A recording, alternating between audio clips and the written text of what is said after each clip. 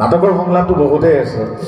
আজি 20টি বৰ্ষ 20 বছৰ মই ভ্ৰাম্যমাণ থিয়েটাৰৰ সৈতে জড়িত আৰু নিৰবিচ্ছিন্নভাৱে কৰোণা সেই এবছৰ বাদ দি নিৰবিচ্ছিন্নভাৱে ভ্ৰাম্যমাণ থিয়েটাৰৰ লগতে বিভিন্ন ধাৰাবাহিকেই হওক বা বোলছবিতেই হওক অভিনয় কৰি আছোঁ। সংলাপটো বহুতেই থাকে। তথাপিও এইবেলি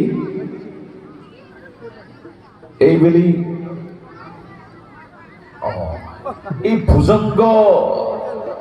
ভুজংগটোৰ বিষয়ে নোকোৱা মানুহ নাই। য'তেই যাওঁ তাতেই ভুজংগ কয়। গতিকে ভুজংগ সংলাপটি বাৰু নকলেও বেয়া হ'ব। আমাৰ সকলোৱে পৰিচিত উগ্ৰ মেনাদেৱ, তেখেত বহুত জ্যেষ্ঠ নাট্যকাৰ আছিলে। উগ্ৰ মেনাদেৱৰ সুসন্তান প্ৰশান্ত মেনাদেৱৰ নাটক ৰণাংগনৰ ৰূপহী, তাত মই ভুজংগ নামৰ এটি চৰিত্ৰ ৰূপায়ণ কৰিছিলোঁ। চৰিত্ৰটি অকণমান ব্যতিক্ৰম আছিলে। চৰিত্ৰটিৰ যিটো ব্যক্তিত্ব,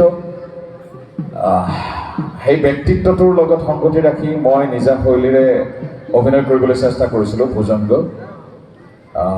আৰু চৰিত্ৰটিৰ এটা বিশেষ সংলাপ আছে। চৰিত্ৰটি যেতিয়া খুব খঙাল হয়, খুব প্ৰত্যাহ্বানমূলক পৰিৱেশৰ সন্মুখীন হয়, তেতিয়া এটি বিশেষ সংলাপ ৰিপিটেডলি আওৰাই থাকে। সেই সংলাপটি যিসকলে নাটক উপভোগ কৰিছে তেখেতসকলে জানে।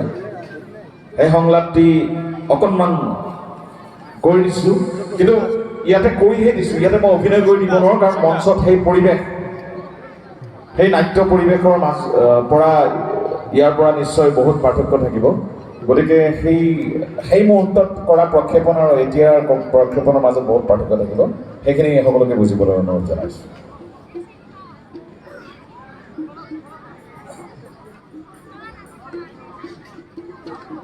ভুজংগ নাম মোৰ ভুজংগ। ভুজংগ মানে খং উঠিলে চিনি নাপাওঁ কোন কাৰ পা। বিচৰাটো কাঢ়ি খাওঁ, বিচৰাটো কৰি যাওঁ, নোপোৱাটো কাঢ়ি খাওঁ। দিনে ৰাতি কৰমাতত বেইমানিৰ অংক, নাম মোৰ ভুজংগ। ধন্যবাদ। এইবেলি শ্ৰদ্ধাৰ অভিজিৎ ভট্টাচাৰ্যদেৱৰ এখন সুন্দৰ নাটক। মই যোৱা 5 বছৰ বা 4 বছৰ যিসমূহ নাটক কৰিছোঁ, সেই নাটকসমূহতকৈ অকণমান ব্যতিক্ৰম এখন নাটক আছিলে, জোনবায়ে কান্দিছে। জোনবায়ে কান্দিছে নামৰ এখন নাটক। সেই নাটকত মই যিটো চৰিত্ৰ অভিনয় কৰিছোঁ, মিলন ড্ৰাইভাৰ মুখ্য চৰিত্ৰ, কিন্তু এজন প্ৰেমিক চৰিত্ৰ। সেই চৰিত্ৰটিৰ এটা খুব আৱেগমধুৰ মুহূৰ্তত যিগৰাকী প্ৰেয়সীক নিজৰ কৰিম বুলিও কৰিব নোৱাৰিলে, ভাল পোৱাৰ কথাখিনি কওঁ বুলি ভাবি থাকোঁতেই ৰৈ গ'ল।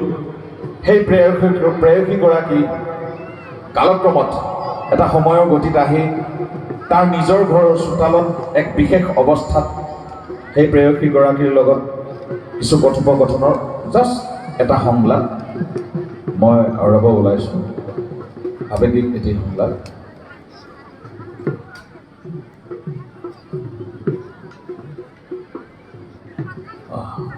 ঠিক আছে।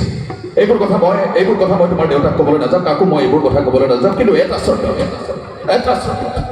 তুমি আৰু ৰাস্তাত কেতিয়াও থাকিব নোৱাৰা। আৰে ফুটপাথত থাকিব নোৱাৰা তুমি। লাগিলে তুমি ইয়াত থাকিবা, এইখন ঘৰত থাকিবা, এইখন মোৰ ঘৰ। ইয়াত বেলেগ কোনো মতা মানুহ, তেনেকুৱা মানুহ কোনো নাথাকে, কেৱল মই থাকিব পাৰে। লাগিলে মই থাকিম ফুটপাথত, মোৰ অৰ্জিন ঘৰ ফুটপাথ। তুমি থাকিবা ইয়াত, আৰে ইমান ভয় খাব নালাগে। তোমাৰ হেণ্ডখিনিক মই কেতিয়াও অনিষ্ট হ'বলৈ নিদিওঁ, কেতিয়াও নিদিওঁ। তুমি সদায় ইয়াত একদম তুমি হৈ থাকিবা, একদম তুমি। যদি কেতিয়াবা ইয়াৰ পৰা উভতি যোৱা,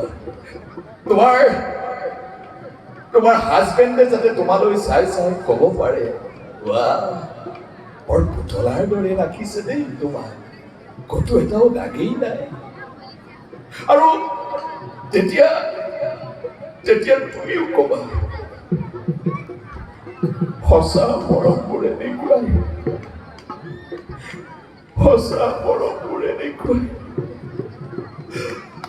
আৰু তেতিয়া ময়ো চিঞৰি চিঞৰি কম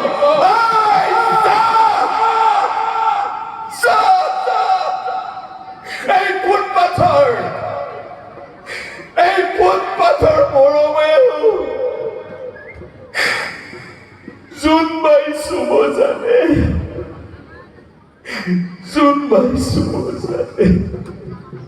ধন্যবাদ।